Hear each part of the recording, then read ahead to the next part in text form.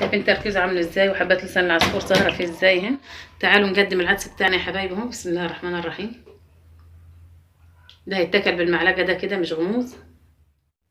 حبايبي الحلوين السلام عليكم، ورجعت لكم تاني في فيديو جديد من مطبخ ماما الاقتصادي. ان شاء الله يا حبايبي النهارده هنعمل حاجه حلوه مع بعض، غدوه حلوه كده بسيطه وسهله لكن مغذيه جدا جدا ومفيده جدا جدا. يعني مش عارفه يعني اقول لكم ايه، يعني صيدليه ربانيه ربنا ادهنا واحنا مش عارفين قيمتها والله. وهي العدس. سبحان الله، العدس لما سمعته يا حبايبي، انا عندي ابني ما بياكلش العدس، بس النهارده سمعت فيديو على اليوتيوب، يعني بسم الله ما شاء الله زي ما قلت لكم صيدليه ربانيه. يعني انا مش عارفه اشرح لكم يعني قد ايه. انا كنت فاكره ان ده بروتين نباتي بس، لكن سبحان الله العظيم. ولذلك ربنا سبحانه وتعالى ذكر في القران: وكل من فومها وعدسها وبصلها. فعلا ربنا ما ودناش حاجه مش نافعه للانسان خالص، لكن ده ما شاء الله عليه.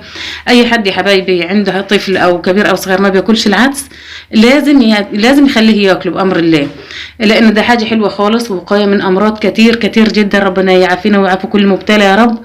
يعني علاج وصيدليه متكامله ربنا ادهنا في الشيء البسيط ده اللي هي حبه العدس، سواء كان عدس بجبه سواء كان اصفر سواء كان في الكشري. المهم ان احنا ندي اطفالنا وناكل احنا كبار وصغار والحامل والمرضع كل حاجه، يعني الكبار والصغار شباب وبنات ورجال كله ناكل عدس ان شاء الله على الاقل مرتين 3 في الشهر ان شاء الله يا حبايبي. النهارده انا هعمل عدس بطريقه حلوه. احنا عملناه مع بعض قبل كده شوربه عدس لتخسيس الوزن. هو طلع مش بس لتخسيس الوزن، ده طلع مفيد لحاجات كتيره كتيره خالص، يعني لا تعد ولا تحصى.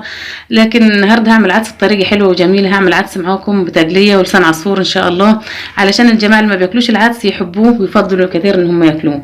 ده يا حبايبي نص كيلو معايا، يعني 3 كوبايات يعادل نص كيلو من العدس. معايا نصف كيلو عدس غسلته ونضفته كويس. هضيف كمان معاه جزر. بسم الله.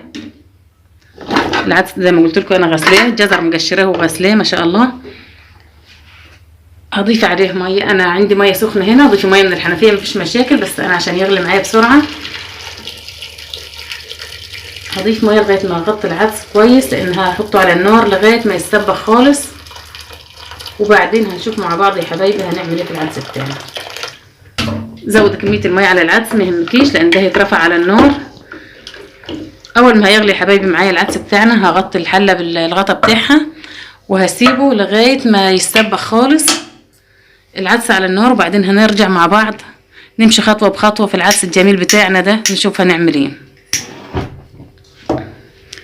انا رفعته يا حبايبي على النار، واول ما هتغلي الحله هوطي النار خالص خالص كده زي الشمعه وهسيبه مع نفسه.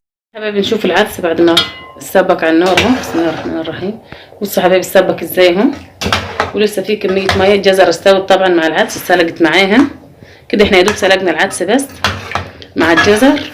هطفي عليه النار دلوقتي وهرفع من على النار لغايه ما يهدى شويه، علشان هنضربه في الخلاط مع بعض ونكمل باقي الخطوات مع بعضينا. يا حبايبي احنا نشوف الخطوه الثانيه في العدس هنعملها فيه بعد ما برد. بسم الله الرحمن الرحيم. انا على ما برد العدس يا حبايبي بشرت بصلتين صغيرين هم، يعني وسط مش صغيرين خالص، بصلتين وسط اهم. وعملت كمان شفشف طماطم، يعني حوالي كيلو الا ربع طماطم، ده خلطته عملته على الخلاط. يعني على حسب ما تحب الطماطم، يعني تحبيها زياده تحبها نقص، يعني ممكن تعمل نص كيلو بس طماطم، لكن انا عامله كيلو الا ربع طماطم عشان حابه ان الطماطم تكون فيه زياده شويه. بعد ما برد اهو العدس والجزر هنعبيه في الشفشف الخلاط وهضربه على الخلاط عشان يبقى عامل معايا كده زي المربى. ولو على الكبه برضه هتضربيه على الكبه مفيش مشاكل برضه. بسم الله.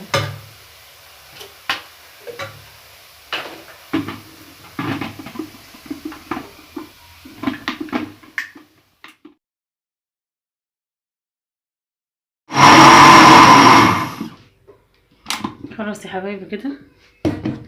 بسم الله الرحمن الرحيم. بقى عامل زي المربى ما شاء الله. بسم الله. لسه طبعا هنزود الميه يا حبايبي. انا هخليه خفيف شويه دلوقتي علشان ده لسه هحط لسان العصفور وهحط التقليه اللي هنعملها. بسم الله. هرفعه كده على النار بس مش هولع عليه لغايه ما احمر البصل. بسم الله الرحمن الرحيم. العدس ده هيبقى بسمنه بلدي يا حبايبي ان شاء الله، ولو ما فيش سمنه بلدي يبقى زيت ذره عادي مفيش مشاكل، بس هو ما شاء الله حلاوته كده في ان هو بسمنه بلدي او زبده.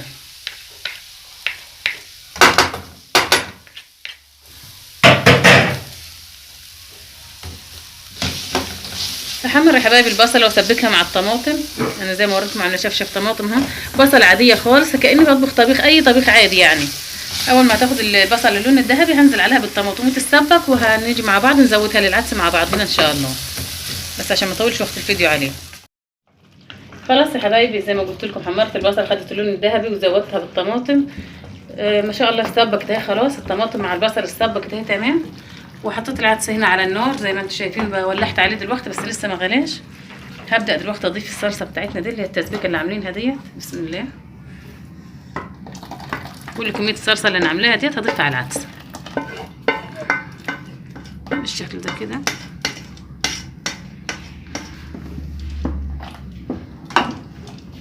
كده يا حبايبي. حطيت كمان يا حبايبي هنا معلقه سمنه، ومعايا لسان عصفور كوبايه اهي، كوبايه لسان عصفور اهي. بسم الله. هحمرها الاول قبل ما انزلها على العدس. بسم الله الرحمن الرحيم.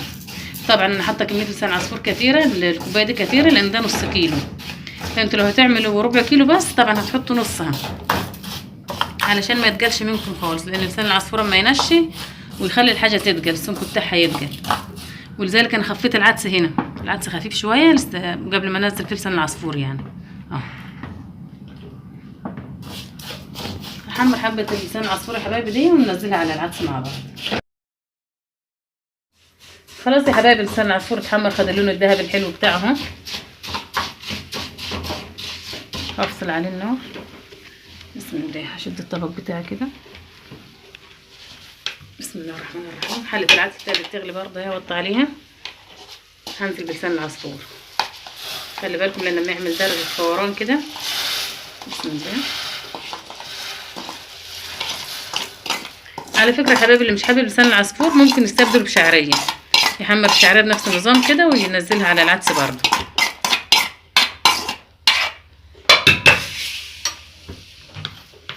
بالشكل ده كده. طبعا مش هسيب العدس بعد المرحله دي، مش هسيبه بعد الخطوه دي، مش هسيبه. العدس مطلع ريمه كده. انا هعرف العدس بتاعنا استوى ازاي لما ياكل الريمه بتاعته دي خالص، يبقى مفيش كده ريمه خالص، يبقى كده العدس بتاعنا استوى. طب افترضنا كل الريمه ولسان العصفور لسه ما استواش فيه، لا هوطي عليه النار وهصبر شويه مع التقليب كده لغايه ما لسان العصفور يستوي، واظبط الملح بتاعي. مفيش توابل ولا حاجه، ملح ابيض بس او ملح بشطه، اللي حابب يعني الشطه، لان في ناس بتعمل ملح مع شطه، ف يعني براحتكم علشان الاطفال وكده. خلاص يا حبايبي العدس بتاعنا استوى اهو ما شاء الله. شايفين تركيزه عامل ازاي، وحبات لسان العصفور ظاهره فيه ازاي اهي ما شاء الله. انا ظبطت الملح طبعا يا حبايبي حسب المزاج بتاعي، حسب ما نحب طعم الملح في الاكل بتاعنا. ما فيش زي ما قلت لكم اي توابل ولا اي حاجه. معايا هنا يا حبايبي عيش شمسي. العيش الشمسي ده منشفاه ومحمصاه، لو حابين بعيش شمسي طري جميل خالص برضه، وعيش طري تاني مع البصل الاخضر. تعالوا نقدم العدس بتاعنا يا حبايبي اهو. بسم الله الرحمن الرحيم. ده هيتاكل بالمعلقه ده كده مش غموز، ولو حابين تخفوه شويه عن كده خفوه مفيش مشاكل، بس هو كده مركز وجميل خالص. اللي حابب الاطفال يشربوه بالمعلقه، والناس الكبار في السن برضه يشربوه بالمعلقه، سواء كنا كبار او صغار. العدس ما شاء الله بعد الفوائد اللي سمعناها ديت فيه ما شاء الله مش هنستغنى عنه خالص بالشكل ده يا حبايبي كده اهو. بس ما تنسوش يا حبايبي تشتركوا في القناه وتعملوا لايك وشير عشان ان شاء الله يوصلكم منه كل جديد.